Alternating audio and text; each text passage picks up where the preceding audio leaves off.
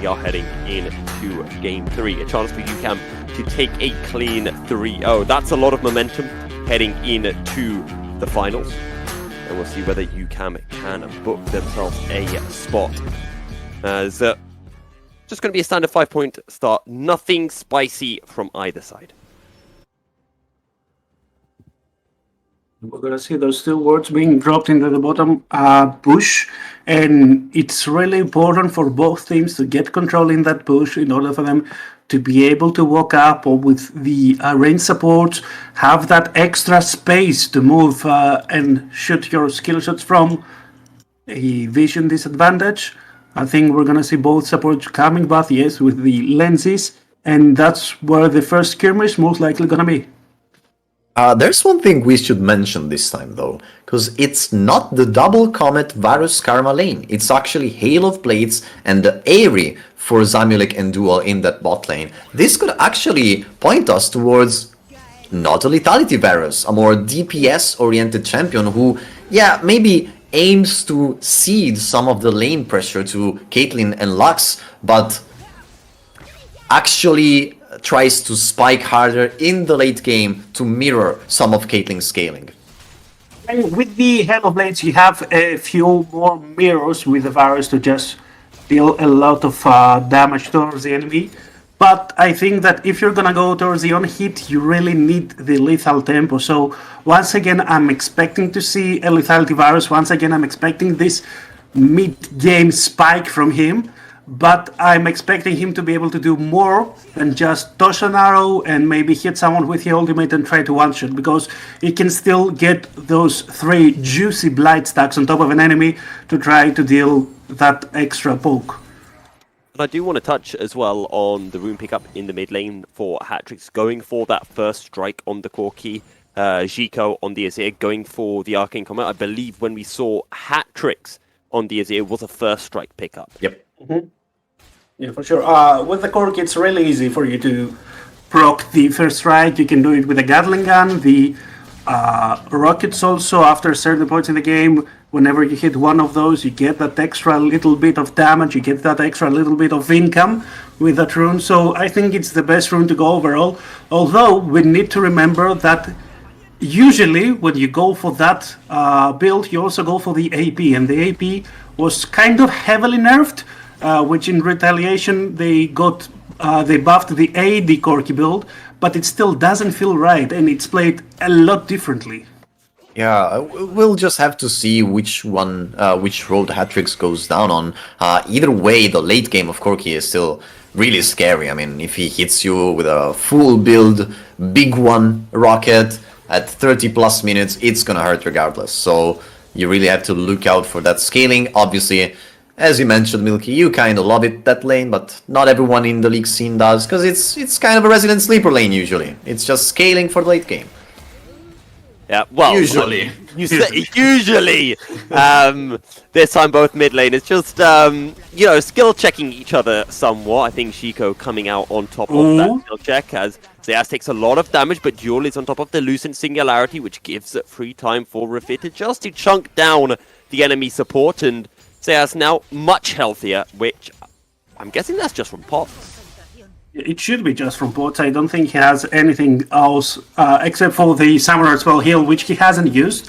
And right now the bot lane is what a usual Caitlyn bot lane should look like. You just pressure the wave, keep your enemy under the tower, because then they need to spend way more time last hitting the minions properly, and you have more time picking, what do I want to do? Do I want to just get more damage onto the tower, get more plates under my build, or do I want to poke the enemy laner, get them away, be first on the reset, be first on the rotation, and have that general tempo advantage on the map? Yeah, they're also tracking pretty well Tiger's moves, because they actually pinged the Gromp when he was clearing it, so they have a pretty clear idea of where Viego is supposed to be. They also have the vision coverage to allow them to push that far, so even if Koldo is on the top side of the map with this Nocturne, Caitlyn and Lux aren't really afraid of getting ganked, of getting somehow interrupted on their push, on their advantage. And I do want to look forward to the later stages of this game, or even towards the mid stages of this game, and how both teams really want to be setting up fights, because when I look at the compositions from both teams, I'm seeing a lot of poke for the side of Koi, having this Azir, Caitlyn, Lux for the side of UCAM, having the Corki, the Varus, the Karma. So does this all come down to how efficiently and effectively each side can poke each other prior to the fight fully commencing? That might be the case, as I'm not sure if any of the team can go into an all-in team fight without, first of all, taking away some of the HP burst from the enemy side. Maybe UCAM has the extra rabbit in their hat in the name of Doxy, as once again he has that great engage option in his ultimate with the Gnar. He can initiate some great fights, and then everyone will stumble on top of each other to execute the enemies which are caught on top of a wall. But the poke war right now looks to be prevalent, yeah. Yeah, you also have to keep in mind, whenever you're considering like the poke option and these kinds of aggression, Koi have the Nocturne, so they can engage it basically any second. As soon as someone steps forward, you have a long range engage, you deny information and vision from the enemy team. It's gonna be pretty tough for UCAM to actually stand up to that poke war. Isn't there the equivalent argument that you could say UCAM having hat tricks whenever that package is available, especially if you've got something like stopwatch, package in, stopwatch gives enough time for the team to follow up? Mm-hmm. Yeah, that's actually true. Obviously, it's a much longer cooldown and it's much more situational. So I think we're gonna see Koi just having the finger on the trigger ready in a usual fight scenario, and during those times where the package is available, they're just gonna play a little bit more on the back step, a little bit more defensive and waiting for the enemy team to make a move and then respond. And we need to consider how easy it is for Hatrix to jump in, because the enemies will have vision on top of him, and how actually scary it is for him to jump in, because he can jump in, he can deal out a significant amount of damage, but then he can be 100 to 0 really fast. On the other side, the Nocturne is building towards that skirmisher side. We see already the Iron Spike wave. That means that he will not one-shot you, but he's not someone that you can kill immediately either. And something that has surprised me is the fact that UCAM have been able to get this first strike. We were talking about the pressure that the Caitlyn Lux duo should be able to have. So it is somewhat surprising that UCAM were able to find this window where they have been able to sneak what is a relatively early first strike. Yeah, back at it again with those early draves. This is pretty important, because Daniel. we saw we saw in that first game how much pressure it put onto Koi, having to contest those early souls. This time around, if UCAM can force again the enemy team to move towards some of those forced fights, then they're not gonna have enough time to let the Azir scale, let the Caitlyn scale. They're gonna have to fight on those mid-game spikes, and that's where the Varus shines.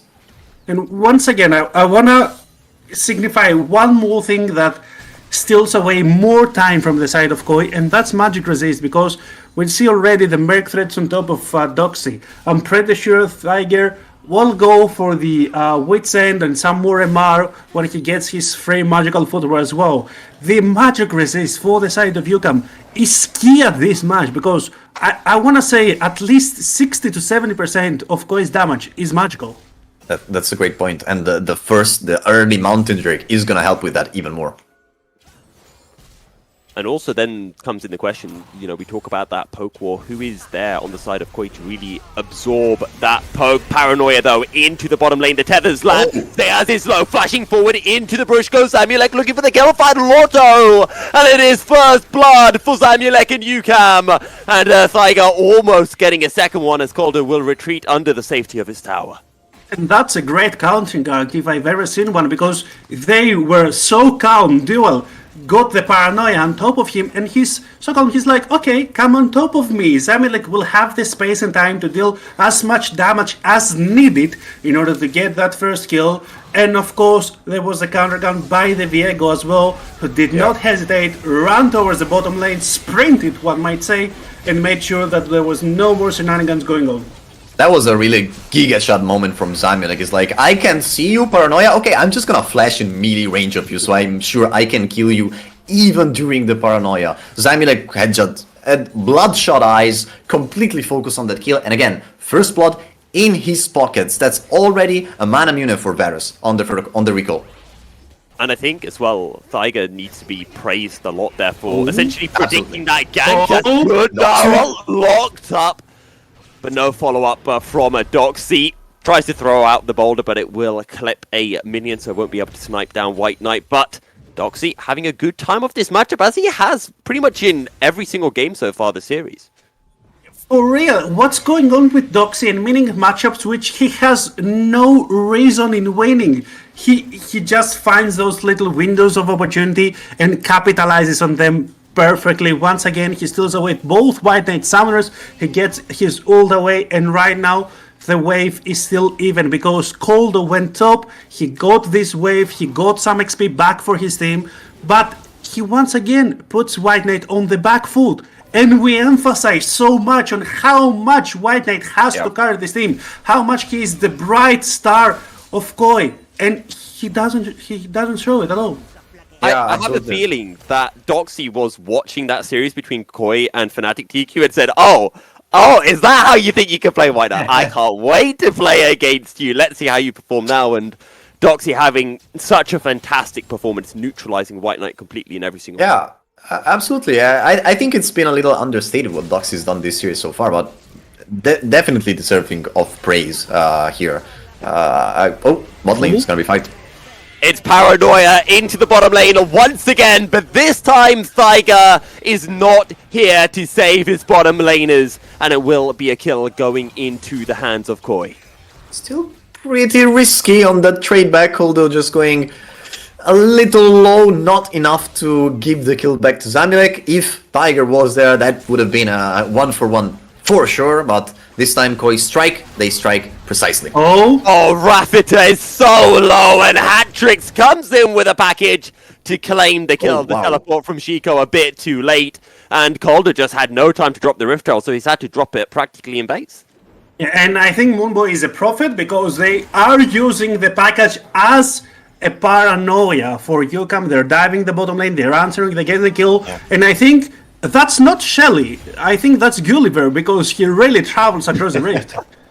Yeah, and seems to be pretty lost right now. It's not even gonna be ahead, but so many things have gone wrong for Koi since getting that kill. Because, okay, nice engage, good 1-for-0 initially, but then Corki comes in with a precise package, gets the kill credit. The kill went into Hatrix's pockets again, so 2 kills, 1 for each carry on UCAM's side. The TP from Azir gets committed too late, and the Herald gets summoned in the base, has to walk to the mid lane, gets killed before he can even get one single headbutt in. So many things, so many little small things that just start to pile up and are giving UCAM a pretty nice advantage. Once again, it's all the same thing. There's a saying we must study history because history repeats itself, and it shows so true in that series because once again, Koi finds an advantage, they are ahead, they are feeling a little bit more confident, and then they're getting strike back from the side of UCAM. And going back to those little things stacking up, let's not forget, for Koi, this is a team that has never lost against UCAM, right? They're 4-0 against UCAM in the Superliga this year. And then all of a sudden, you're 2-0 behind them in a series. And now this game 3, where you picked up a Rift Herald, weren't able to use it effectively. You tried to make a gank bot early on. It got counter-ganked so well. And now UCAM looking to pick up their second Drake of the game, which they do so successfully. Oh, and an Infernal Rift to add to that. Oh my god. On Corki, on Varus, if they can rush this soul, it's gonna be deadly. Yeah, the rage advantage in this game is quite disgusting, to be honest with you, and they can utilize it pretty heavily. Of course, if Koi manage to strike back on those Rake as well, they will be able to have a lot more damage. They will be able to get through some of their spike way faster than they would otherwise be able to. But still, they will need to pick up 4 of those Drakes, and that means that 4 Drakes mean 20 minutes. In the 35th minute mark as well, as with the last game, the Drakes won't matter. Only the execution will matter. Yeah, pretty much. And you were talking about Milky. that's not the matchup we were expecting. As you said, Koi had only won against UCAM so far, and we just have to touch on that, because what a glow up from UCAM. This team wasn't in playoffs in the Superliga this whole year. However, Caldo has been bought quite a few times. Really nice turn with the Shades of Corruption. And that's a kill. Flash forward from Duel to attempt to deny the ace in the hole, but I think it might have landed anyway. Either way, UCAM will survive once again. Fantastic counter gank from Tiger. Yeah, and they are striking so precisely. They know what they want to do, and they're not afraid to do it. They went under the enemy tower. They didn't even pick up the form. They just ran away after. I think that you actually predicted it, Milky, as well in the pre-game of the first series. I think that just now we see UCAM gearing up. Yeah, they're starting to get even more fired up as we speak. This third game is definitely one of the most convincing early games they've had, because as we said, it wasn't usually in the early game they were getting all this advantage. They were recovering it in the mid game, in the late game, thanks to those nice team fights and thanks to Koi sort of slipping up. But UCAM, as I said, what a glow up. They were 7th in the regular season of the Superliga Summer, 10th in Spring. They had to play the relegations and qualify back into the Superliga for 2023, and now they're one game away from the finals. I think this is a good way to essentially start off next year's spring campaign almost. So positive for UCAM. And going back to essentially their performances in the previous games, let's not forget, Koi were the ones with the earlier game team compositions. I don't really know who's got the better early game right now, but UCAM are executing it better. And for sure, the glow up is great. They also got that sweet LEC slot, and I think it's heard from somewhere that I would be casting them because they're really revving up those engines. Of course, that Rift Held will go to the side of Koi, so they still have some fight in them. They will be able to pressure a lane with that, maybe even get the first tower, although Hatrix almost gets that for himself, in the bot side. Yeah, luckily Chico managed to clear it before Hatrix could get the turret, but Chico could be in big trouble now. He sees Tiger, but it might be too late. Does have a flash, does have Empress Divide available. Can he pull off the fancy feat? Flash is under tower. Empress Divide used too early. A lot of poke coming through from UCAM. And that is the Heartbreaker on top. Tiger picks up the kill. A lot of damage. Paranoia will be able to pull one back for the side of Koi. And this time, it is Koi who find the counter gank. Koi who find a 1-for-1. And they will be turning it into a 2-for-1 as Rafita picks up the spoils of war. They turn on to UCAM and say, we are the one who Kois, but of course the first tower blood went to the side of UCAM, so they went away with the smile, albeit having a bit of blood on their cheek. And let's see that play again. Yeah, it was very well executed. Dual precise in his movements by keeping the tether intact. Chico couldn't break it even with the flash. The step back from Tiger to expect the enemy ultimate and then just went back into the turret range. He sort of got antsy. He knew help was coming, so he didn't bother to destroy the turret first and then dive the Azir. So in the end, it was a trade of kills. But the first turret added on top of the kill onto Azir actually makes it worth on the money for UCAM. And also, in the meanwhile, Zamilek was in the mid lane just farming and pushing waves. This is the first, I want to say, overall positive play for the side of Koi that we have seen in this particular game. And maybe this is the point where Koi start to turn this series around. But honestly, it's an absolute menace. Honestly, I don't even know if that was a net positive play. I think it was less of a negative than it could have been for sure, but UCAM still gained a lot out of that play. Yeah, and let's consider the fact that UCAM still spikes really hard. If we look at their two marksmen, both the Corki and the Varus have still not opted in for the mythic items, so the best are yet to come. The tier is stacked for the Corki, it's really close, 12 stacks missing for the side of Varus, so he really wants to hit those arrows, use those E's on top of the enemies, but there's still a lot of power balance that they will come to them. UCAM want Soul Point. Paranoia used, as is the equalizer. Can Koi win this fight? Can they steal away the Drake? No, they can't. Final Spark will land onto 3 members, but it is still UCAM who find their 3rd Drake of the game. Koi want more. Flashing forward is a White Knight, but he just gets obliterated by hat-tricks. Shiko can't follow up, but Tiger can with the Heartbreaker, and Shiko is burning down. Rafita is stuck in a very difficult spot, can't get over the wall, and UCAM will find their 2nd kill of the fight. That's as convincing as it takes. Wait, there's more. Tiger. This is aggressive from Tiger, but he has Heartbreaker available, gets back over the wall and out to safety. There's so much that went right. The Drake, the kills, the fight. There was so many layers for UCAM. A well-cooked lasagna laid in front of them, and they just ate Koi up. Yeah, and it could have gone even better, because I think while they were retreating, Hattrick was kind of saving his package, so when the enemy would engage, he would have the package to escape and leave the trail of fire behind him. The package actually expired, I think. I think his Valkyrie went only the short distance, so they didn't even get to use that strong, enormously strong buff to Corki, and now the Corki, anyway, he's 202, 2 items and a half, almost got to that mythic item. By the way, I'm pretty sure we cannot see it in a replay, but I have a small factoid for you all.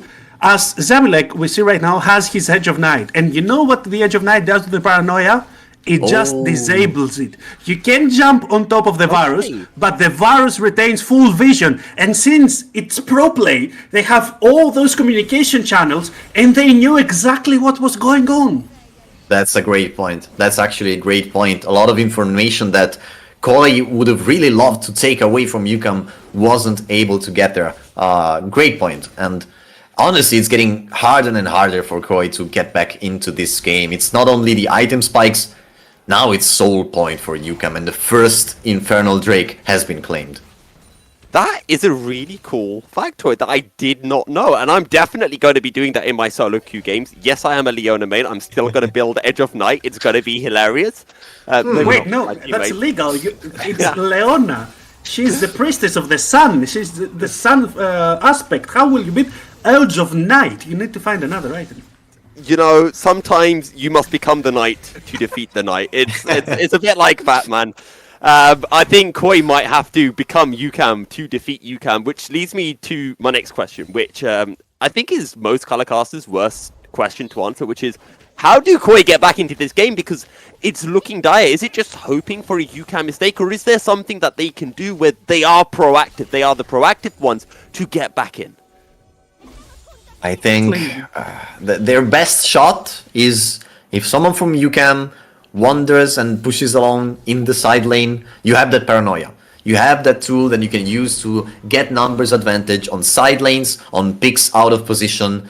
But out of that, if you just look at the champions pound for pound, where you have a similar scaling, the enemy is just way more ahead of you, such as in the mid lane matchup. And when you have better scaling, you are so much behind. Rafita on that Caitlyn still didn't even close the 2nd item. Zamilek is close to his 3rd. The difference in those 2 champions is massive right now. You were asking, Milky, who won the lane? Who's supposed to win the lane, maybe, between Caitlyn and Varus? The answer seems to be Zamilek.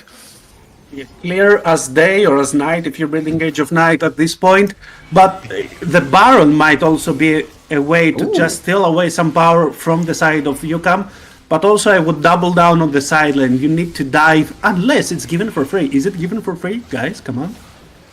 Well, Jewel is making his way over, and I do believe one of the blue trinkets spotted out the Baron slot, so Koi are going to back away. But it is good to see that Koi are trying to be proactive. They're testing UCAM and saying, look, we're not out of this game just yet. You still need to have your wits about you, and you need to be sharp and aware of what we can do.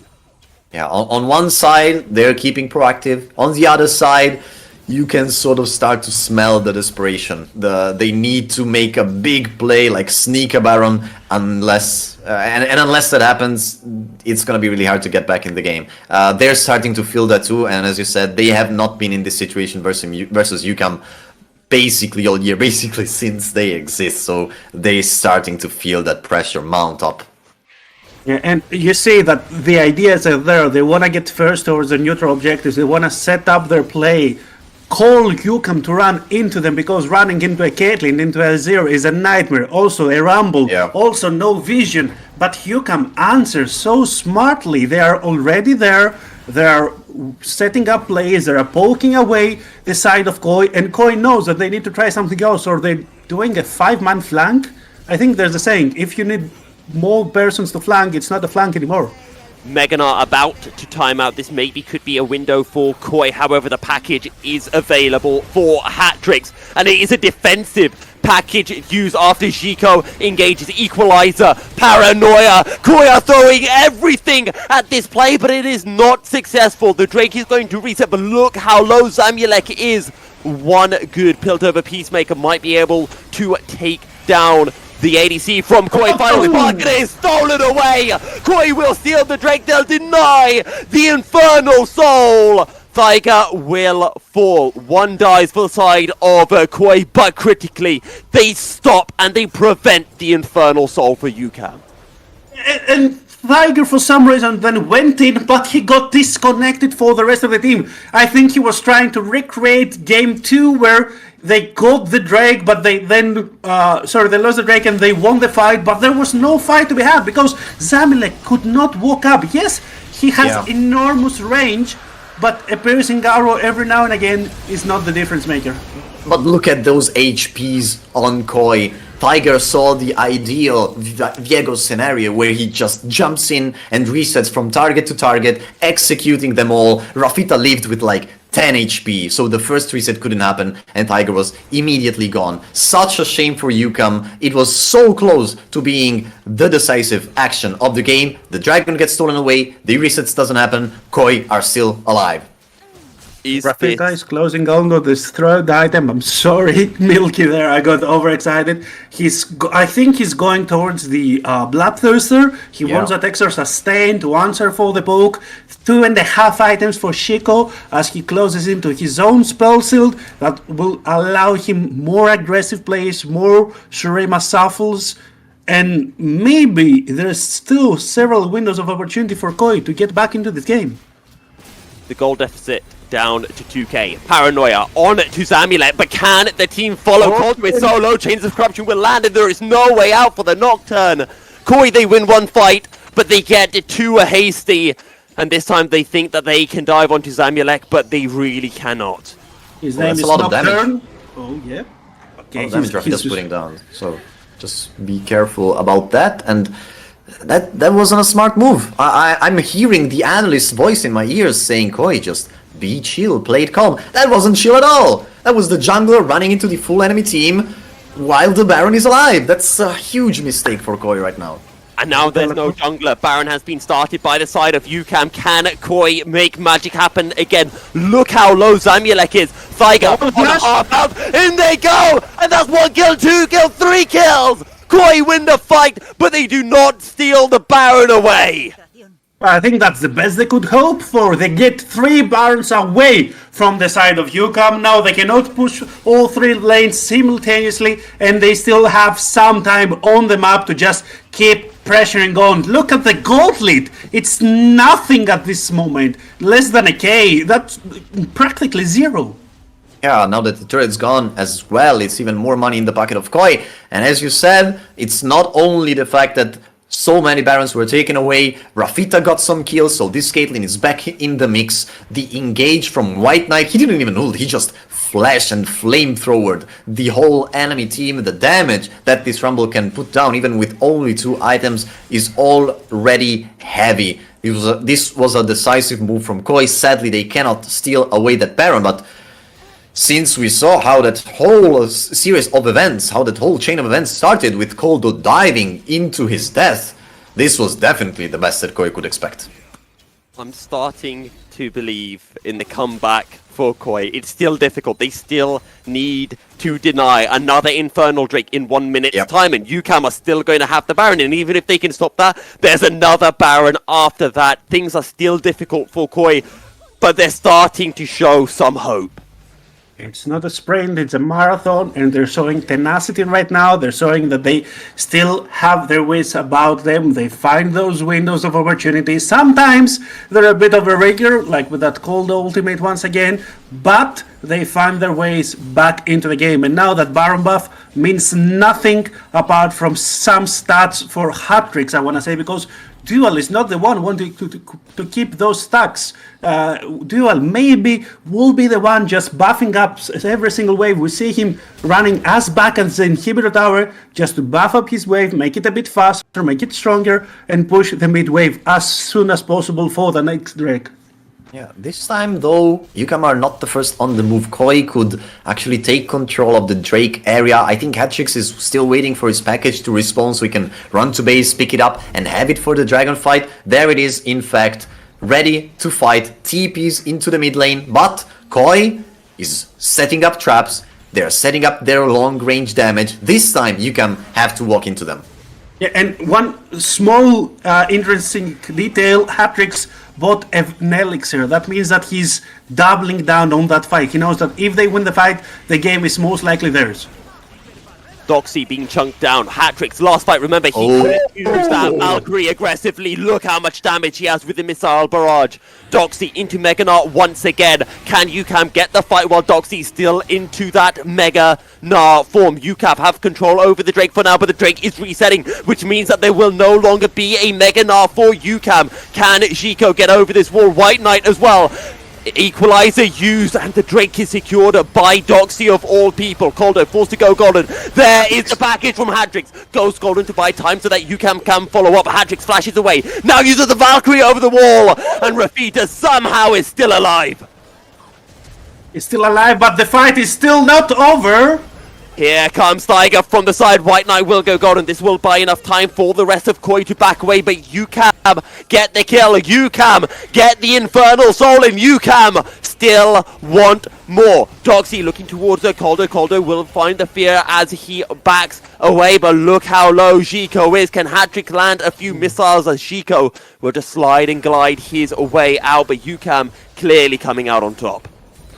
Really, indeed, and now they have that permanent buff, which with their range is gonna be deadly. If Hatrix will hit those 2 extra rockets now with the Infernal buff, that might be it. That might be 1 or 2 members down from the side of Koi. And now their backs are straight against the wall. They were too indecisive in that fight, and nobody expects the Spanish indecision. There's a teleport. They're trying to flank. They want to find Tiger, they want to find a Zamulek Paranoia. There is no barrier to stop the damage from coming through. It's a 1-for-1 as Tiger pulls 1 kill back. Okay, I think that's not bad for UCAM. Obviously, if you're behind, trading 1-for-1 is fine, so Koi is pretty happy giving that kill to Rafita as well, but UCAM are just... They have to keep the ball rolling. The Virus is getting advantages. This Corki is now basically insanely strong. I mean, we saw at the beginning of that last fight, 2 rockets, what they did to Zico and White Knight. Oh my god, I think that's illegal. Somebody call the police. Well, That's just 3 items on this Corki as well, and Yeah. Hatrix is only going to get stronger. Infernal Soul for you, baby. That's insane at the moment. 2 Infernal Drakes, the Infernal Soul. They are so strong for the side of UCAM right now, who need to win 1 final decisive fight, 1 final Baron maybe, which spawns in a little bit over half a minute from now, and the game is going to be there. Not only game, but the series. The first slot in the finals of the Iberian Cup is there to take. This is intense. This is starting to get intense. 3 items on the Caitlyn, 3.5 we could say, 3 on the Azir as well. I don't know if we didn't mention it, but in the end it wasn't the Bloodthirster, it was the Infinity Edge. Rafita needs those crits to hurt. They're running out of time. They need to make... Basically, every fight for Koi could be their last. So they have to just keep pushing at 110% until the game is over, until they somehow can manage to recover it. They're rushing this Baron down. They are looking really excited to take it down, but it might be a trap. 4,000 health on the Baron Nashor. Koi need to find something. Seas is solo, but they're trying to get the Viego! But Tiger has secured the Baron before he will fall. In goes Doxy. 2 members slammed against the wall. And UCAM will find their fight. The Guardian Angel on Hatrix does get popped. White Knight left on his own. Zico maybe can help him, but I doubt it. White Knight forced to go golden. And White Knight will fall as soon as he comes out of stasis. Chico and Seas are the only members left standing, but now this time it is UCAM's chance to teleport in to find a flank play of a sort. Good sidestep from Chico, but Doxy's just gonna keep on auto-attacking. And now it is just Seas who is left standing as UCAM crash on into the mid lane. You can smell the confidence oozing out of UCAM as they look maybe even to close out these games. Havlik is running in. No, the recall is going in from Doxy. Yes, they still have the teleport. He teleports onto the bot lane too, and Hiberlos for sure will be down. And UCAM looks poised to take this game to the end. And what a miracle from Tiger. That seal was amazing. Doxy? Hello? UCAM might want to end this game right now. Chains of Corruption, and that is a dead Lux on the spot. 4 members of UCAM keep on pushing forward with Baron empowered minions. 3 members of Koi to defend, but look how much damage the Baron empowered minions are doing to the Nexus towers. Another inhibitor will fall, and that is another wave of minions for UCAM that will crash forward. UCAM want to head to the finals on Saturday. Equalizer used. Paranoia, a last chance for Koi. However, the Azir ultimate will not find anyone. Calder will find one, but he will fall straight after. And UCAM will clean up the fight. UCAM will clean up the semi-finals. And UCAM will be heading to the Iberian Cup finals. It's over. It's done. They can finally breathe for the first time in after summer split of